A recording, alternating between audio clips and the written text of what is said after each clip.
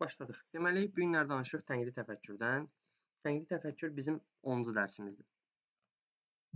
Deməli, tənqidi təfəkkürdə nə deyir? İlk olaraq baxaq tərifə. Deyir, tənqidi təfəkkür faktları, problemi, qarşıya çıxan məsələləri düzgün anlamaq, təhlil etmək, dəyərləndirmək və problemi səmərəli yolla həll etmək bacarığıdır. Bu, tənqidi təfəkkürün tərifidir. Çalışırıq anlayaq, başa düşək, yəni əzbərləməyək ki, bir insan faktları, problemi, qarşıya çıxan hər hansı bir məsələni anlaya bilir, onu təhlil etməyə bacarır, onu qiymətləndirməyə və dəyərləndirməyə bacarır və problemi səmərəli yolla həll eləyir. Bu bacarıqlar həmin insanda varsa, o tənqidi təfəkkürə malik insan sayılır. Gələk indi tənqidi təfəkkürün tənqid etməklə belə deyək də fərqinə baxaq. Deməli, tənqid etmək nədir? Tənqid etməklə tənqidi təfəkkür fərqli anlayışlardır. Biz bunu eyniləşdirə bilmərik. Tənqid eləmək hər hansısa bir insanda, əşyaya və yaxud da əsərlə, hər hansısa bir şeylə bağlı yalnız səhvləri bildirməkdir, səhvləri deməkdir. Bu tənqid eləmək sayılır. Tənqid etməkdən fərqli olan tənqidi təfəkkür isə hər hansı bir məsələyə obyektiv yanaşmaqdır. Yəni, neqativ yanaşmaq demək deyil. Məsələyə qərəzsiz yanaşmaqdır, məsələyə doğru baxmaqdır, düzgün fikir bildirməkdir. Yəni, ümumilikdə desək, tənqidi təfəkkür aydın və rasional düşünmə demək sayılır. Baxın, aydın və rasional düşünmə sayılır nə? Tənqidi təfəkkür. Sonra, tənqidi təfəkkürün digər bir adı var, kritik düşünmə. Yəni, bir insan düzgün düşünə bilirsə, aydın və rasional düşünə bilirsə, məsələlərin bütün çatışmazlıqlarını və doğru tərəflərini hər birinə baxa bilirsə, obyektiv yanaşa bilirsə, deməli, o insan tənqidi təfəkkürə malik insan sayıldı. Və tənqidi düşünmənin digər adı oldu nə? Kritik düşünmə. Tənqidi düşünmə etibarlı mənbələrə əsaslanaraq mühakimə yürütmək bacarığını bizdən tələb eləyir. Və biz arqumentlərə, dəlillərə əsaslanaraq hər hansısa bir fikir irəli sürürük, hər hansı bir fikir bildiririk. Yəni, əsaslı bir fikir bildiririk. Əsassız olaraq nəsə deməyimiz tənqidi təfəkkürə malik olmağımız demək deyil. Və tənqidi təfəkkür 20-ci əsr bacarığıdır və 20-ci əsr bacarıqları içərisində ən vacib bacarıqlardan biridir. Çünki 20-ci əsr bacarıqları hal-hazırdakı dövrdə bizdən çox şey tələb eləyir və 20-ci əsr o qədər dəyişdiyi üçün biz tənqidi təfəkkürdən mütləq formada istifadə etməliyik. İş mühitindəmi, öyrənmə mühitindəmi və yaxud da həyatımızda olan hər hansı bir problemi həll etmək üçün mütləq həmin deyək ki, problemlərə tənqidi formada yanaşmağı bacarmalıyıq. Və hər bir belə deyək, yanaşmamızın kökündə də tənqidi təfəkkür dayanmalıdır ki, biz obyektiv, aydın və rasional formada hər hansı bir məsələyə düzgün yanaşaq və yaxud da ki, həmin məsələni həll etməyi bacaraq. Deyək ki, biz hər hansı bir fikir bildiririk, bir film ola bilər, əşyaya ola bilər, geyim ola bilər, hər hansı bir şeyə fikir bildirməyimiz, sadəcə olaraq xoşlayıram və yaxud da xoşlamıram deməyimiz tənqidi təfəkkürə aid deyil. Bu sadəcə olaraq sizin şəxsi düşüncələrinizi bildirir. Və yaxud da ki, belə deyək də, sizin hər hansı bir məsələyə fikrinizi bildirir. Amma əsaslandırılmış bir formada bizim həmin məsələyə fikir bildirməyimiz, geyiməmi və yaxud da filməmi və yaxud da oxuduğumuz əsərəmi, bir belə deyək də, meyarlar əsasında qiymət verərək, düzgün formada dəyərləndirərək, çatışmazlıqlarını və yaxud da doğru tərəflərini bildirərək hər hansı bir məsələyə fikir bildirməyimiz, baxın, bu olur nə? Bu olur tənqidi təfəkkür. Məsələn, deyək ki, hər hansı bir əsər də oxuyursunuz, həmin əsərə fikir bildirirsiniz. Sadəcə olaraq xoşum gəlir və yaxud da xoşum gəlmir yanaşmasında yox. Niyə xoşum gəlir və yaxud da ki, niyə xoşum gəlmir? Açıqlama verirsiniz, fikrinizi əsaslandırırsınız. Əsaslandırılmış olaraq bir mühakimə yürüdüb cavab verirsinizsə, baxın, bu tənqidi təfəkkürdən istifadə eləməyiniz deməkdir. Ola bilər ki, hər hansı bir əsərdə bir insanın xoşu gələ bilər, digər insanın xoşu gələ bilməz. Yəni, verilən əsaslandırmalar fərqli ola bilər. Biri əsaslandırar ki, mən bunu sevirəm, xoşlayıram bu əsəri. Niyə? Əsaslandıra bilər ki, mən bu əsəri xoşlamıram. Niyə? Yəni, bu, hər hansısa birinin səhv olmağı demək deyil. Sadəcə olaraq hər birinin tənqidi düşünməsinin, tənqidi yanaşmasının fərqli olmağı deməkdir. Amma hər biri bildirdikdə ki, niyə xoşlamıram və niyəsini açıqlamalıdır. Bu zaman olur o tənqidi yanaşma. Sadəcə olaraq xoşlayıram və yaxud da xoşlamıram münasibəti tənqidi yanaşmaya aid deyil. Çünki buradan mütləq formada arqument gətirilməlidir, dəlil əsaslandırılmalıdır, obyektiv bir düşüncə ortalığa qoyulmalıdır, həm müsbət, həm mənfiləri tərəfləri bildirilməlidir ki, bu tənqidi təfəkkür adlandırılsın. Sonra, problemi həll edəndə tənqidi təfəkkürə olan insan həmişə emosiyalardan uzaq olur, faktlara və dəqiq informasiyalara əsaslanır, məsələni daha çox araşdırır və bundan sonra hər hansı bir problemə və yaxud da ki, məsələyə bir münasibət bildirir. Heç kimin sözü ilə bu adam fikir bildirmir, bütün verilən fikirləri araşdırır, əsaslandırılmış olub-olmadığını yoxlayır, doğruluğunu və dəqiqliyini sübut eləyəndən sonra həmin məsələnin tərəfini saxlayır və yaxud da deyək ki, tərəfini saxlamır. Bu adam tənqidi düşünən insandan söhbət gedir. Yəni bu adam dedikdə hisslərlə hərəkət eləmir, məsələdə səhv axtarmır, sadəcə olaraq məsələyə düzgün yanaşma axtarır, obyektiv düşünmə axtarır. Dediyimiz kimi, tənqidi təfəkkür aydın və rasional düşünmədir, obyektiv düşünmədir və məsələyə doğru düzgün yanaşmanı əks etdirir. Bir məsələnin həm müsbət, həm də mənfi tərəfini bildirmək tənqidi təfəkkürə düşünən insana aid. Və tənqidi təfəkkürün dedi ki, digər adı nə idi? Digər adı kritik düşünmə idi. Baxın, burada da göstərmişik. Bu belə. Bu tənqidi təfəkkür haqqında verilən ümumi məlumatlar. İndi gələk açar məqamlara. Tənqidi təfəkkürdə açar məqamlar nələrdir? Baxırıq ki, bax bir insan məsələyə münasibət bildirirsə, əsaslandırılmış bir münasibət bildirirsə, hər hansı bir meyarlar əsasında münasibət bildirirsə, bu adamın tənqidi təfəkküründən xəbər verir. Və biz sualları axtaranda, suallar içərisində də tənqidi təfəkkür axtaranda bu açar məqamları, yəni insanın obyektiv olmağını, rasional formada, düzgün formada qərar verməyini, məsələnin həm müsbət, həm mənfi tərəflərini deməyini baxmalıyıq ki, tənqidi təfəkkürü ayırd eləyə bilək. Deməli, münasibət bildirmək tənqidi təfəkkürdə açar məqamlardan biridir. Yəni bir insan münasibət bildirirsə, deməli o tənqidi təfəkküründən istifadə edir. Və yaxud da obyektiv düşünmək. Dediyimiz kimi aydın, rasional, düzgün, obyektiv düşünmə tənqidi təfəkkürə aid olan bir xüsusiyyətdir. Fikirlərini əsaslandırmağı bacarmaq. Bir insan fikirlərini əsaslandırmağı bacarırsa, deməli o tənqidi təfəkkürə malik bir insandır. Mühakimə eləmək. Yəni hər hansısa bir şeyi mühakimə eləyirsən. Onunla bağlı bir müzakirə aparırsan, fikir yürüdürsən, əsaslandırma aparırsan. Bu olur nə? Tənqidi təfəkkürə aid xüsusiyyət. Hər hansı bir məsələni dəyərləndirmək, qiymətləndirmək, ona bir meyar əsasında qiymət vermək, fikir bildirmək və dediyimiz kimi bu fikirlərin də hər biri əsaslandırılmış və düzgün, obyektiv formada olmalıdır ki, bu tənqidi təfəkkür adlandırılsın. Belə, bu tənqidi təfəkkürlə bağlı ümumi deyəcəklərimiz. İndi keçirik tənqidi düşünən insana aid olan xüsusiyyətlərə. Çalışın əzbərləməyin. Tənqidi düşünən insana aid olan xüsusiyyətləri əzbəryəsi olsaq, yəni hamısı yadımızda qalmaya bilər və yadımızdan çıxa bilər. Sadəcə olaraq məntiqi tapmağa çalışırıq ki, tənqidi düşünən insana aid olan hansı xüsusiyyətlər ola bilər və bu insan necə bir insandır. Oxuyandan sonra çalışın ümumiləşdirə biləsiniz. Ümumiləşdirmə bacarığınız inkişaf edilmiş olsa, tənqidi düşünən insana aid olan xüsusiyyətləri çox rahat formada seçə bilərsiniz. Gələk indi nəyə? Birinci olaraq deyək ki, problemi düzgün müəyyənləşdirir. Və biz deyək ki, tənqidi düşünən insan analiz qabiliyyəti güclü olur deyə problemin nə olduğunu düzgün müəyyənləşdirir və problem həll etmədə də bu var idi. Bundan əvvəlki dərsdə izah eləmişdik. Problemin yaranma səbəbini araşdırır ki, problem niyə yaranıb? Problemin yaranma səbəbi nədir? Bunu bilirsə tənqidi düşünməyə malikdir. Araşdıraraq problem haqqında informasiya toplayır.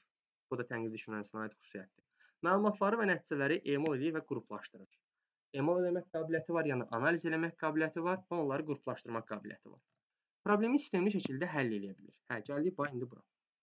Sistemli şəkildə problem həll eləmək tənqidi təfəkkürə malik olan insana aid xüsusiyyətdir. Biz bundan əvvəlki dərsdə demişdik ki, problemi sadə yolla həll eləmək məntiqi təfəkkürə aiddir. Amma burada deyəcəyik ki, problemi sistemli və səmərəli yolla, baxın burada, səmərəli yolla həll eləmək, səmərəli həll yolunu müəyyənləşdirmək, bu tənqidi düşünən insana aid olan xüsusiyyətdir. Və yaradıcı təfəkkürdə deyəcəyik ki, problemi yeni yolla həll eləmək, yaradıcı təfəkkürə malik insana aid olan xüsusiyyətdir. Bax, bir də ümumiləşdirək. Problemi sadə yolla həll eləmək məntiqi təfəkkürə aid olan xüsusiyyətdir. Sistemli və səmərəli yolla həll eləmək tənqidi düşünən insana aid olan xüsusiyyətdir. Yeni yolla həll eləmək yaradıcı düşünən insana aid olan xüsusiyyətdir. Yəni təfəkkürlərə aid olan xüsusiyyətlərdir. Bunu dedik. Məncə bu hissədə aydındır. Keçək indi digərlərini bildirməyə. Deyir, problemin həlli yolunu daha da yaxşılaşdırmağa çalışır. Yəni analiz edərək daha yaxşı həll yolunu araşdırmağa çalışır.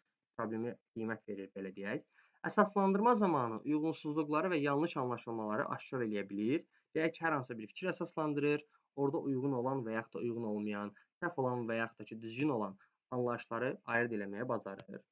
Sonra fikirlərini əsaslandırarkən dəlillərdən düzgün və gərəksiz şəkildə istifadə eləyir. Baxın, hər hansısa bir insan ola bilər, fikrini əsaslandıran da yalan bir fikirlər irəli sürə bilər. Amma tənqidi düşünən insan belə deyil.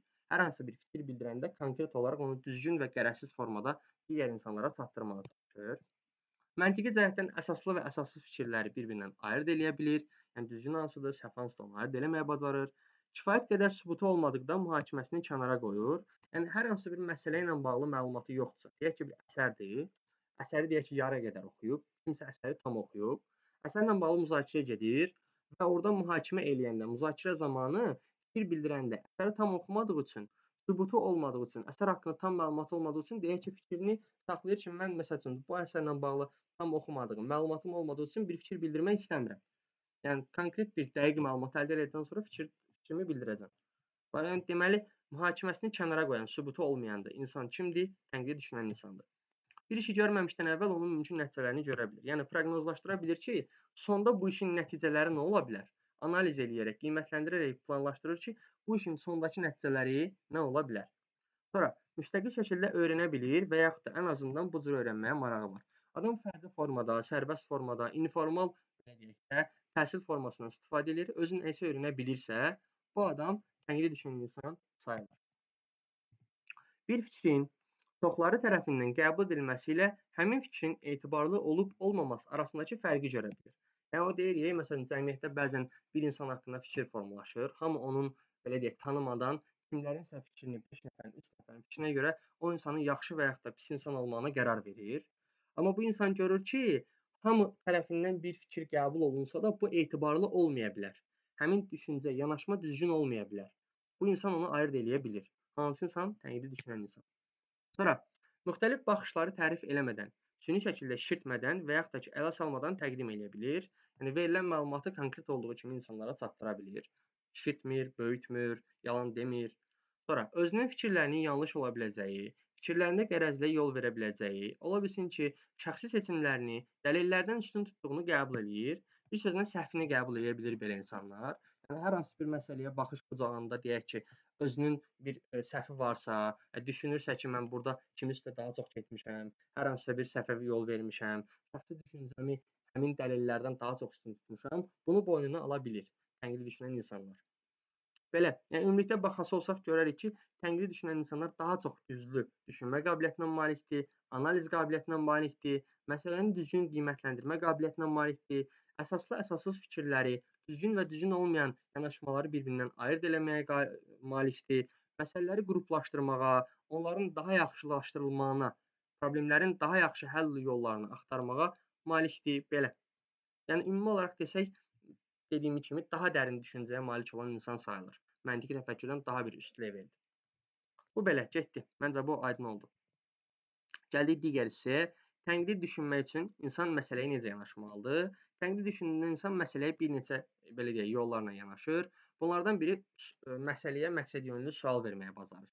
Ki, hər hansı bir problemdir və yaxud da məsələdir, həmin məsələyə və yaxud problemə məqsədyönlü suallar verməyə bacarır və 4-ün 1 KH və 3 üsullarından istifadə eləyir. Bunun adını biz əzbəs eləyir. Bunu iş üsullarında ətraflı öyrənəcəyik. İndi bunu əlavə izah eləmək məncə istəmirəm. İkinci isə deyək ki, vacib informasiyalar toplamalı və məlumatlanmalıdır. Adam bilir ki, mən hər hansı bir məsələni həll eləyəndə mütləq həmin məsələ ilə bağlı informasiya toplamalıyam, həmin informasiyaları ilə bağlı, ümumiyyətlə məsələ ilə bağlı məlumatlanmalıyam. Sonra çox geniş yayılmış və hamı tərəfindən qəbul edilmiş məsələlərə şübhə ilə yanaşaraq yenidən müzakirəyə çıxarmalıdır. Məsələn, belə deyək də, prokurorluq işçiləri var. Bu insanların tənqidi təfəkkürü, analiz qabiliyyəti çox güclü olmalıdır. Hər hansı bir, belə deyək də, cinayət məsuliyyətinə cəlb olunmuş bir şəxslər var. Bəzən olur ki, insanlar cinayət məsuliyyətinə cəlb olanda ondan yayınmaq üçün müxtəlif şəxsləri deyək ki, cinayətkar kimi göstərirlər və bu insan şübhə ilə yanaşmalıdır bütün məsələləri analiz eləməlidir ki, həmin insanın tənqidi düşünməsi belə deyək, daha yaxşıdır həmin insanların. Və onlar məsələyə həmişə şübhə ilə yanaşmalıdır ki, məsələnin doğru və düzgün olan hissəsini ayırd eləyə bilsinlər. Sonra obyektiv olmalı, məsələlərə qərəzsiz yanaşmalıdır. Bu da bayaqdan yuxarıdan dediyimiz kimidir ki, tənqid düşünən insanlar həmişə aydın, rasional və düzgün formada düşünməyi bacarmalıdırlar. Bu da belə. Tənqidi düşünmək üçün insan məsələyə necə yanaşmasıdır hissəsi də məncə aydın oldu hamıya. İndi gəlirik tənqidi təfəkkürü inkişaf elətdirən bacarıqlara. Burada bir neçə bacarığın adını çəkə bilərik, amma kitabda verildiyi və belə deyək də, izahı verilən olduğu üçün biz 5 dənə bacarıq haqqında danışırıq. Cədvəli görürük, amma cədvəl bizi qorxutmasın. Çünki bu cədvəldə hərəsində bir dənə və yaxud da 2 dənə sözlə biz bu cədvəli tamamilə rahatçılıqla belə deyə öyrənə bilərik.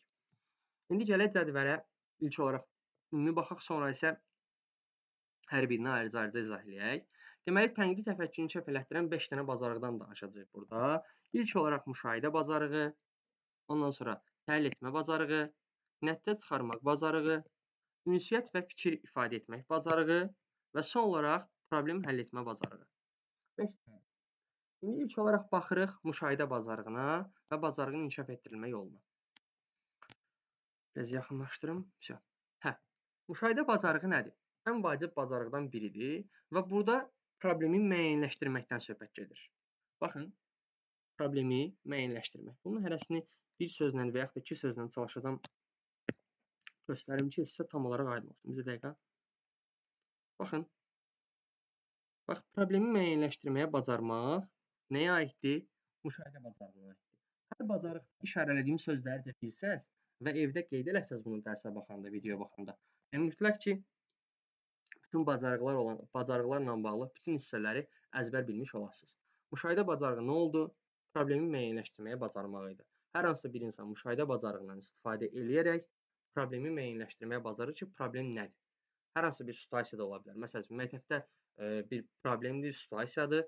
Həmin problemdə, situasiyada problemi müəyyənləşdirir ki, buradakı əsas problem nədir? Məsələn, sinifdə deyək ki, şagirdlər arasında münaqişə var, onlar arasında konflikt yaranır daimi olaraq və müəllim müşahidə eləyərək problemin nə olduğunu müəyyənləşdirir. Yəni konfliktin yaranma səbəbinin nə olduğunu müəyyənləşdirirsə, deməli müəllimin müşahidə bacarığı var və bu da tənqidi təfəkkürü inkişaf etdirən bacarıqlara aiddir. Sonra problemi, daha doğrusu bacarığı inkişaf etdirməyin yoluna baxaq. Bacarığı inkişaf etdirmək üçün müəllim nə etməlidir? Tələsməlidir və daha çox informasiya toplamalıdır. Baxın, daha çox informasiya toplamağa çalışmaq, qeydlər aparmaq, gündəlik tutmaq, fəal dinləyici olmaq. Bunlar nədir? Problemi inkişaf etdirməyin yollarıdır. Daha çox bacarığı inkişaf etdirməyin yollarıdır. Aydın oldu?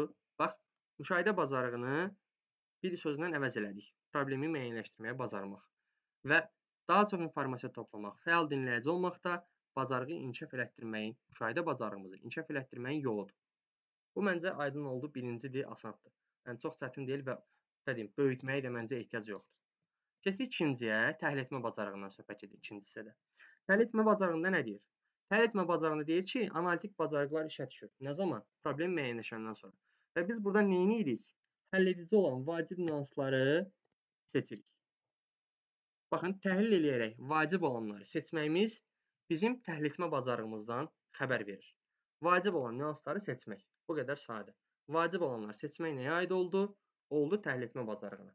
Analitik bacarıqlar işə düşdü, müəyyənləşdirəndən sonra problemi və sonra da biz nə etdik? Analitik bacarıqlarımızdan istifadə eləyərək vacib olanları müəyyənləşdirdik.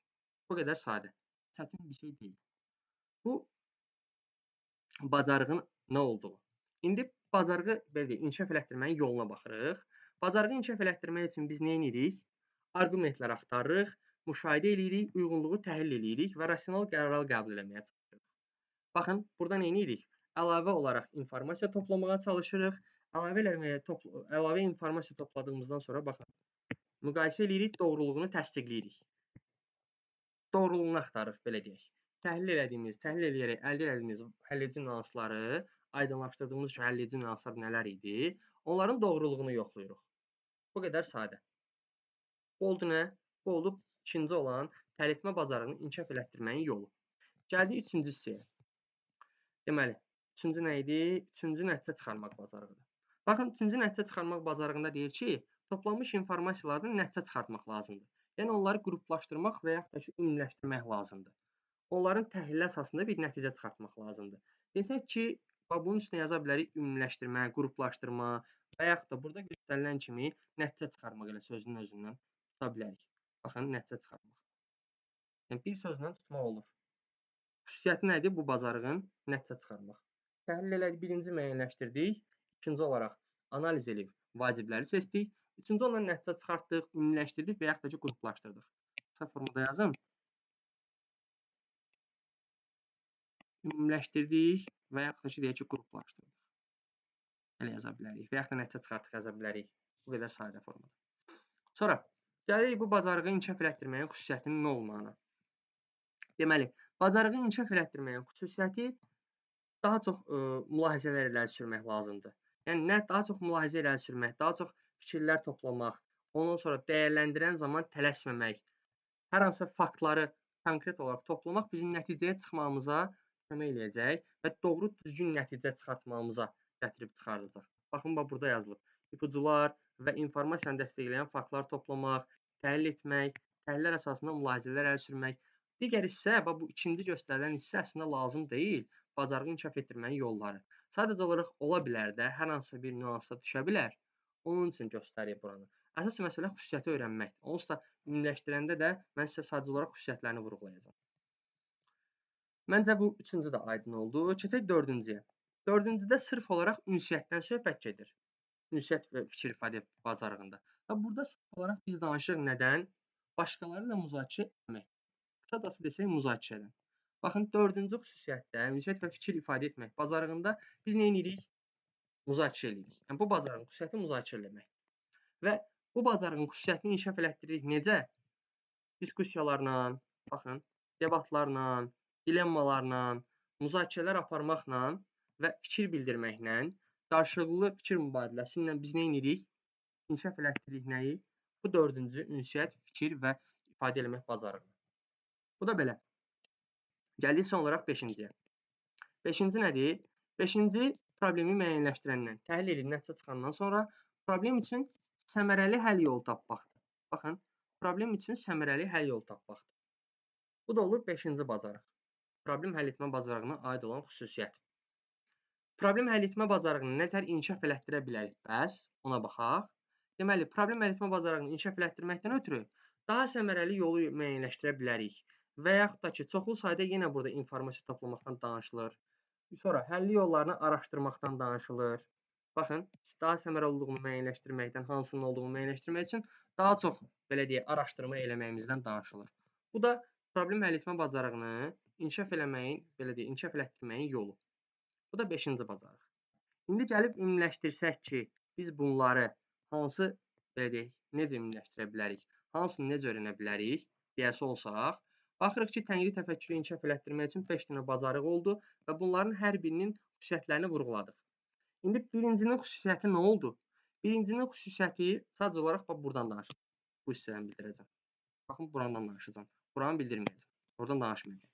Çünki oranı izah elədim. Vacib olan hissə də onsuz ora deyil. Vacib olan hissə xüsusiyyətini bilməkdir. Bacarığın xüsusiyyətini bilməkdir. Deməli, birinci bacarığın xüsusiyyəti nə oldu? Problemi müəyyənləşdirmək. Müşahidə bacarığının xüsusiyyəti oldu nə? Problemi müəyyənləşdirmək. Getdik. İkinci, təhlil etmə bacarığının xüsusiyyəti nə oldu? Analiz eləmək, vacib həlledici nüansları müəyyənləşdirmək. Analiz eləyirik, vacib həlledici nüansları müəyyənləşdiririk. Üçüncü, nəticə çıxarmaq bacarığının əsas xüsusiyyəti oldu nə? Nəticə çıxarmaq adından gördüyü kimi ümumiləşdirmək, qruplaşdırmaq, belə demək, təhlilin əsasında nəticə çıxartmaq. Bu da oldu üçüncü nəticə çıxarmaq bacarığının xüsusiyyəti. Dördüncü olaraq, ünsiyyət, fikir ifadə etmək bacarığının xüsusiyyəti oldu müzakirə eləmək. Sadəcə müzakirə. Müzakirə varsa, bu dördüncü bacarığa aid olan xüsusiyyətdir. Beşinci olaraq, problemi səmərəli həll yolu tapmaq, problemi səmərəli yolla həll eləmək. Bu oldu nə? Problem həll etmə bacarığının xüsusiyyəti. Bu da beşinci bacarığın olduğu xüsusiyyəti. Məncə aydın oldu. Hər biri haqqında da qısa-qısa dedim, qısa-qısa da vurğuladım. Yəni bunları böyütmək, gözünüzdə şişirtmək və yaxud da çətinləşdirmək lazım deyil. Hər biri ilə bağlı sarı işarələdiyim hissələri öyrənirsiniz. Videoda baxdıqda kitabda işarə eləyə bilərsiniz və yaxud da PDF-on satacağam, onun üstünə işarə eləyə bilərsiniz. Onunla da rahatlıqla öyrənə bilərsiniz. Yəni bunu çətinləşdirmək və yaxud da uzatmaq lazım deyil məncə. Böyütmək də lazım deyil, çünki çətin bir şey deyil. Məncə bu da getdi. Gəldik indi son hissəyə. Tənqidi təfəkkürü inkişaf etdirən üsullar. Biz təlim mühitində hansı üsullardan istifadə eləməliyik ki, tənqidi təfəkkürü inkişaf elətdirə bilək? İlk olaraq baxırıq, bunların içərisində 4M1K üsuluna və bunların bildirim ki, çox hissəsi iş üsullarına aiddir və biz iş üsullarının içərisində bunları ayrıca olaraq keçəcəyik. Hər birinin ayrıca olaraq açıqlaması veriləcək. Gedişat yolu və yaxud da nə olduğu, xüsusiyyətlərinin nə olduğu vurğulanacaq. Sadəcə olaraq burada ümumi olaraq bilməliyik ki, nə işə yarayır və biz bunlardan necə istifadə edib tənqidi təfəkkürü inkişaf elətdirəcəyik. İndi ilk olaraq baxaq birinciyə. Birincidə nə deyir? 4M1KH üsulu haqqında danışır. 4M1KH deyir sual-cavab texnikasıdır. İnformasiyanı toplamağa və təhlil eləməyə xidmət edir. Nəyə? Toplamağa və onu təhlil eləməyə xidmət edir. Bu texnika daha çox tənqidi təfəkkür, problem həll etmə, layihə hazırlanması, oxuyub anlama, dinləyib anlama, şifahi və yazılı nitq bacarıqları formalaşdırmaqda səmərəli üsullardan biridir və bu məsələyə biz 6 dənə sual veririk 4M1KH-da. Baxın hansı suallardır. Deməli, kim, nə, harada, nə vaxt, niyə və necə suallarını verərək hər hansı bir məsələyə biz o məsələ haqqında çoxsaylı məlumat toplamağa, informasiya toplamağa və onu təhlil edərək məsələni həll etməyə çalışırıq. Yəni bu üsuldan istifadə eləməyimiz də analiz qabiliyyətimizi artırır. Yəni tənqidi təfəkkürümüzü inkişaf elətdirir. Bir məsələyə bu qədər sual vermək onunla bağlı çoxsaylı məlumat toplamağa və onu təhlil etməyə kömək edir bizə. Və oldu bu üsulun adı nə? 4N1 KH. Yəni kim, harada, nə vaxt, nə zaman, necə, niyə. Burada 4N dediyimiz, yəni nə vaxt, niyə və necənin deyək də qısaldılmış versiyasıdır. Bir KH-da kim və haradanın qısaldılmış versiyasıdır. Yəni başlıqlar bunu bildirir. 4N1 KH burada verilən. Keçdik ikinci belə deyək iş üsuluna. İkinci iş üsulu Sokrat dialoqudur. Sokrat dialoqunda necə olur? Bu üsulla verilən hər hansı bir mövzu ətrafında müzakirə aparırıq. Baxın, müzakirə tənqidi təfəkkürə aid olan bir bacarıq idi. Və o bacarığı inkişaf elətdirməkdə tənqidi təfəkkürü inkişaf elətdirən üsullar içərisində Sokrat dialoqunda var. Deməli, müzakirə aparırıq və fikri bildirən şəxsə verilən cavabdan yeni bir sual çıxardılır. Necədir? Deyək ki, mən şagirdə sual verirəm, şagird suala cavab verir. Verdiyi cavabdan yeni bir sual çıxardır. Verdiyi yeni bir cavabdan yeni bir sual çıxardır. Və hər dəfə bunu təkrarlanırsa bu Sokrat dialoqu adlanır və Sokrat dialoqunu tamamlı eləyə bilərsiniz və sonda yekunlaşdırıcı bir sualla sualı verən şəxs müzakirəni yekunlaşdıra bilər. Və bu da tənqidi təfəkkürü inkişaf elətdirən bir xüsusiyyətdir. Mən çalışan dərslərin gedişində də belə eləyim ki, sizin verdiyiniz cavabdan indi dərslərimiz az olduğuna görə tam olaraq bu uyğun olmur. Amma növbəti dərsdə də görəsiniz. Sizin verdiyiniz cavablardan mən yeni bir sual çıxardıb verəcəm və bu da Sokrat dialoqu iş üsulu adlanır. Belə deyək, bu iş üsulda tənqidi təfəkkürü inkişaf etdirən üsullardan biridir. Bu ikinci. Gəldik üçüncüyə. Gəlin bunu müzakirə eləyək. Müzakirə formatında olan bu fəaliyyətdə hər hansı bir məsələdə uşaqlar ortaya mövqe qoyurlar. Onu məntiqlə, mühakimə, bilik və sağlam düşüncənin köməyi ilə müdafiə etməyə çalışırlar. Bəs verilən müzakirə mövzusu nə ilə bağlı olur desəz, yəni uşaqların düşüncələri bağlı, fikirlərini müdafiə etməyi ilə bağlı mövzular çox vaxt əxlaq və mənəviyyatla bağlı olur. Gəlin bunu müzakirə eləyək üsulunda. Və burada bir əxlaqla bağlı, bir mənəviyyatla bağlı bir məsələ ortalığa qoyulur və şagirdlərdən cavab seçmələri və fikirlərini əsaslandırmaqları tapşırılır. Baxın, fikir əsaslandırmaq deyildiyi nəyə xüsusiyyəti idi? Tənqidi təfəkkürün xüsusiyyəti idi, düzdür? Və bu iş üsuluna da fikir əsaslandıraraq şagirdlərdə tənqidi təfəkkürü inkişaf elətdirmək olar. Baxın, bir dənə nümunə var burada. Deyir, bir banka oğurluğunun şahidi olursunuz. Oğrunu izləyərək onun oğurladığı pulları uşaqlar evinə verdiyini görürsünüz, nə edərdiniz? Bu mənəviyyatla bağlı bir sualdır. Bu sualla bağlı uşaqların hər hansı bir variant seçib, onu əsaslandırmağı istənilən variant seçə bilərlər. Düz və yaxud da səhv burada yanaşma olmamalıdır. Sadəcə olaraq şagirdlər fikirlərini əsaslandırma bacarığını buradan şagirdlərdən tələb olunur. Və fikirlərini əsaslandırmağı bacarmağı da onlarda tənqidi təfəkkürü inkişaf elətdirəcək. Bu üçüncü. Gəlik dördüncüyə. Fakt yoxsa fikir? Bu tapşırıq deyir, obyektiv faktla subyektiv fikri əlaqələndirmək bacarığı haqqındadır. Fakt deyir, obyektiv bir reallıqdır. Onun doğru və yaxud da yanlış olduğunu sübut eləmək mümkündür. Yəni, hər hansı bir konkret olaraq məsələ ilə bağlı verilən məlumatdır. O məsələ ilə bağlı verilən məlumatı dəqiqləşdirə bilərik. Yanlış olduğunu və yaxud da düzgün olduğunu deyə bilərik. Fikir isə sənin mövqeyindir, öz şəxsi yanaşmandır. Yəni, burada səhv və yaxud da ki, doğru olduğunu deməkdən ötürü fikrin, sən arqument gətirməlisən, əsaslandırma eləməlisən ki, yəni bu fikri mən niyə səsləndirdim, bu fikrin əsası kökündə dayanan nədir? Aydındır? Hər hansı bir məsələ ilə bağlı öz fikirlərini bildirəndə ona bir əsaslı arqument gətirməlisən, bir əsaslandırılmış fikrin olmalıdır. Həmin fikirlərlə bağlı nəsə dedikdə. Faktı onsuz da bilirik də, kitabdan oxuyuruq, konkret olaraq həmin fikrin, daha doğrusu faktın doğru və yaxud da yanlış olduğu göstərilir.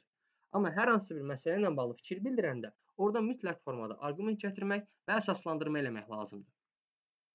Sonra, burada nə olur? Şagirdlər bu iddiaları oxuyub fərdi şəkildə onların fakt yox da sadəcə fikir olduğunu müəyyənləşdirirlər. Əgər faktdırsa, necə sübut olunacağını bildirirlər, necə əsaslandırmağa qısa izah verirlər. Yəni, verilən bir məsələ haqqında hər hansı bir müəllim tapşırıq qoya bilər, bir mövzu verə bilər. Həmin mövzu ilə bağlı uşaqlardan həmin mövzuda verilən fikirlərin fakt yoxsa fikir olduğu bildirilir. Əgər faktdırsa, necə sübut olunacağını şagirdlərdən istənilir. Əgər fikirdirsə, fikirlərini həmin məsələ ilə bağlı əsaslandırılmaqları istənilir. Bu da olur nə? Fakt yoxsa fikir üsulu və bu iş üsulundan istifadə edərək biz deyirik, tənqidi təfəkkürü formalaşdırırıq. Bu da belə. Oldu 4-cü. Gəldik 5-ciyə. Qaydalar. Qaydalar nədir? Hər hansısa qayda və qanunların əsas funksiyası nədir? Ümumiyyətlə, qaydaların funksiyası, mən bunu hüquq vəzifələrdə demişdim. İnsanlar arasındakı münasibətləri, belə deyək də, eyni tərəzidə saxlamaqdır. Asayişi qorumaqdır, düzgünlüyü qorumaqdır. Yəni qaydaların verilmə səbəbi hamının belə deyək də eyni formada rəftar olunmağıdır və düzgün münasibətləri, insanlar arası düzgün münasibətlərin, cəmiyyətdəki düzgün münasibətlərin formalaşdırılmasıdır. Qərarların əsas məqsədi budur. Nə edirik? Biz qərarlar haqqında ümumi olaraq məlumat veririk şagirdlərə. Sonra o şagirdlərə belə bir fikir bildiririk ki, 3 dənə qayda müəyyənləşdirin. Hansı 3 qaydanı seçərdiniz? Hamının riayət eləməli olduğu. Və şagirdlər 3 qayda müəyyənləşdirirlər. Məsəl üçün, sinif qaydaları ola bilər bununla bağlı və yaxud da ki, hər hansı bir belə deyək, tədbirlə bağlı. Yəni tədbir dedikdə daha doğrusu bir iş qrup işi təşkil edə bilərsiniz. Həmin qrup işi ilə bağlı şagirdlər qaydalar müəyyənləşdirə bilərlər və yaxud da ümumiyyətlə hər hansısa ağıllarına gələn 3 qaydanı müəyyənləşdirə bilərlər, hamının riayət etməli olduğu. Və bu qaydaları əsaslandırmalıdırlar ki, niyə mən bunu seçmişəm? Niyə bu qaydanı deyək ki, hamının riayət eləməyini istəyirəm? Yəni bir şeyin niyəsinə cavab verməyə bacarırsa, deməli insan o insan tənqidi təfəkkür belə deyək də malik bir insan sayılır. Bu da oldu 5-ci. Gəldik 6-cıya. Seçim etmək. Deyir, həyatda lazım olan bacarıqlardan biri də insanın ehtiyacları ilə istəkləri arasındakı balansı qorumağıdır və insan özü üçün lazım olan prioritetləri müəyyənləşdirə bilməlidir. Yəni qısa desək, insanın özünə lazım olan, məcbur olan və yaxud da ki, istədiyi şeyləri, yəni seçimindirmi, yoxsa istəyindirmi? Bunlar arasındakı fərqi bilmək, şagird əgər bir məsələ haqqında, bir deyək ki, əşya haqqında və yaxud da ki, istədiyi bir şey haqqında onun istəyi və yaxud da ehtiyacı olduğunu əsaslandıra bilirsə, bununla bağlı fikirlərini ifadə eləməyə bacarırsa, bu onda tənqidi təfəkkürü formalaşdırır. Məsələn, burada telefonla bağlı yazıb ki, telefon bizim istəyimizdir, yoxsa ehtiyacımızdır. Şagirdin bununla bağlı bir fikir bildirməyi, fikirlərini əsaslandırmağı, düşüncələrini bildirməyi, mühakimə yürütməyi və müzakirədə iştirak eləməyi nədir? Tənqidi təfəkkürü inkişaf elətdirir. Gəldik son olaraq 2 dənəsi qalıb, ona baxaq. 7-cidir. Deyir, nə baş verərdi? Bu tapşırıq deyir, kreativ düşünməyinə şagirdlərin şərait yaradır, problemə fərqli yanaşmalarına şərait yaradır və müxtəlif prizmalardan məsələyə baxmağına şərait yaradır. Məsələn, aşağıdakı sualları verməklə şagirdlərdə kreativ və yaxud da ki, konstruktiv cavablar ala bilərik biz uşaqlardan. Deyir ki, əgər dünyanın heç bir yerində kompüter, tablet və yaxud da ki, telefonlar olmasaydı nə baş verərdi? Məsələn, birini mən deyim, işıq olmasaydı nə baş verərdi? Və yaxud da ki, deyək ki, kompüterlər olmasaydı nə baş verərdi? Məktəb olmasaydı deyək ki, nə baş verərdi? Və yaxud da dünya fırlanmasaydı nə baş verərdi? Yəni bunun kimi müxtəlif çox suallar şagirdlərə ünvanlamaq olar.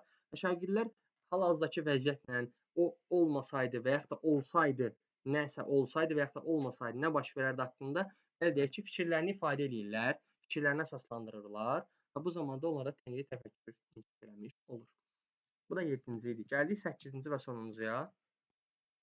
Deməli, yad planetlər üçün səyahət turunda nə deyilir? Bu tapşırıq deyir şagirdlərə imkan verir ki, onlar həm fərd, həm də cəmiyyət olaraq necə olduğumuz haqqında dərindən fikirləşə bilsinlər. Yəni bizim həm özümüzün fərdi olaraq, həm də cəmiyyət olaraq hansı yerdə olduğumuzu, necə bir düşüncəyə sahib olduğumuzu düşünə bilsinlər deyədir. Fərziyyələri və həyatda gələn, bizə adi gələn bəzi şeylər haqqında mövzular təqdim edə bilərik onlara və onlar həmin mövzu haqqında fikirlərini ifadə eləyərək tənqidi təfəkkürü onlarda formalaşdıra bilərik. Məsələn, baxın, burada deyək ki, bir yad planetlidir, göy yerə səfərə gəlibdir. Həmin səfərə gələn zaman kitabxana deyək gəzəndə qarşılanan müharibə ilə bağlı müxtəlif kitablar sataşır.